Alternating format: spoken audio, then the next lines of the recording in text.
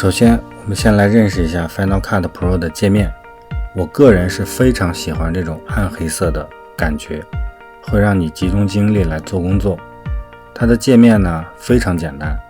现在看到的只有5个区域，分别是边栏、浏览器、检视器、检查器，还有时间线。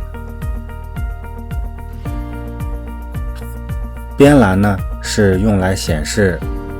资源库以及这个项目还有事件。浏览器是用来查看素材的，我们现在这里边只有1段素材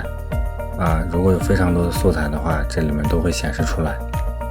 然后拖动鼠标的话，可以快速的浏览这个素材的内容。检视器是用来显示画面的，就是显示这个素材的画面，包括这个时间线的画面。然后检视器上呢有很多这些小按钮，比如这边这边是显示的这个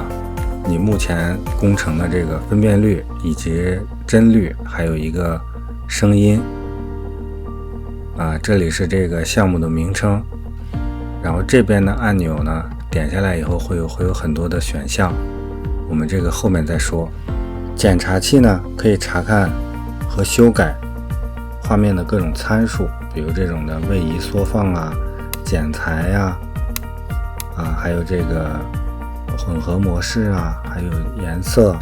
还有声音，这个我们后面都会单独拿出来讲。时间线这里很好理解，素材就是放到这里来编辑的，你的片子好不好完全取决于你在这里的奉献OK， 看到这儿，想必大家对 Final Cut Pro 的界面也有了基本的了解了。接下来我们继续探索。